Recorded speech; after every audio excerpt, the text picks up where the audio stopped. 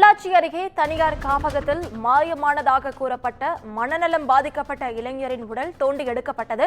அந்த மனநலம் பாதித்த இளைஞரை அடித்து கொன்றுவிட்டு சுற்றுலாவில் காணாமல் போனதாக நாடகமாடியதும் விசாரணையில் அம்பலமாகியுள்ளது. தற்போது மற்றொரு அண்மை செய்தியாக பார்த்துக் கொண்டு வருகிறோம். இது குறித்த முழு விவரங்களை வழங்க செய்தியாளர் ஞானசேகரன் நம்மோடு இணைப்பில் காத்திருக்கிறார். ஞானசேகரன், வணக்கம். முழு விவரங்கள். வணக்கம் நவீனா. கோவை மாவட்டம் பொள்ளாச்சியை அடுத்துள்ள மகாலிங்கபுரம் முல்லை நகர் பகுதியில் உள்ள யுத்திரா சேரிட்டபிள் ட்ரஸ்ட் என்னும் தனியார் காப்பகம் உள்ளது.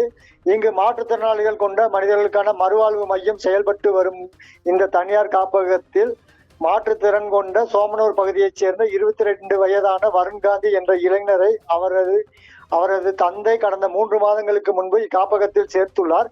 இந்நிலையில் அந்த மனநலம் பாதிக்கப்பட்ட இளைஞர் மாற்றுத்திறனாளிகள் உட்பட அங்கு இருந்தவர்கள் 15ஆம் தேதி சுற்றுலா அழைத்துச் சென்றதாக அவரது தந்தைக்கு காப்பகத்தின் மூலம் தெரிவிக்கப்பட்டுள்ளதாக தெரிகிறது. சுற்றுலாவின் போது மனநலம் பாதிக்கப்பட்ட அந்த இளைஞர் காணாமல் போனதாகவும் அவரது தந்தைக்கு தெரிவிக்கப்பட்டுள்ளது. இதனை அடுத்து கடந்த மே 16ஆம் தேதி இளைஞரின் தந்தை ரவிக்குமார் தனது மகனை காணவில்லை என ஆலியார் காவல் நிலையத்தில் புகார் அளித்துள்ளார். மேலும் அவர் மனநலம் பாதிக்கப்பட்ட மகனின் அங்க அடையாளங்கள் குறித்தும் அவரது புகைப்படத்தை பதிவிட்டு ஆலியார் சுற்றுவட்டார பகுதிகளில் 2 தொலைபேசி எண்களையும் குறித்து காணவில்லை என போஸ்டர்கள் ஒட்டப்பட்டு இருந்தன.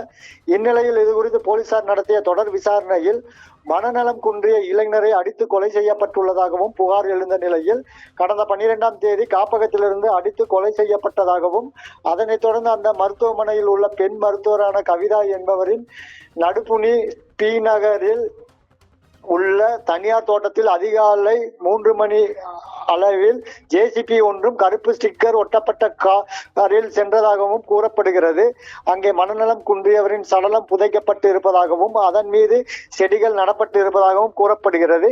இதைத் தொடர்ந்து நடுப்புனி அருகே உள்ள பி நாகூர் தனியார் தோட்டத்திற்கு பொதுமக்களுக்கு தடை செய்யப்பட்ட பகுதியாக அறிவிக்கப்பட்டு போலீசார் தற்பொழுது பாதுகாப்பு பணியில் ஈடுபட்டு வருகின்றனர். இந்நிலையில் நேற்று நள்ளிரவில் மனநலம் காப்பக விடுதி மேற்பார்வையாளர் ரித்தீஷ் கைது செய்யப்பட்டு அவரிடம் தீவிர விசாரணை மேற்கொண்டு வருவதாகவும் சடலத்தை தோண்டி எடுக்கும் பணி நடைபெற்று என்று காவல்துறை சார்பில் தெரிவிக்கப்பட்டிருந்தது. இதனை அடுத்து மாவட்ட ஆட்சியர் பவன்குமார் தலைமையில் ஏஎஸ்பி சிருஷ்டி சிங் தலைமையில் கோவை அரசு மருத்துவர்கள் சம்பவ இடத்திற்கு தற்பொழுது உடல்கூறு ஆய்வு செய்து வருகின்றனர்.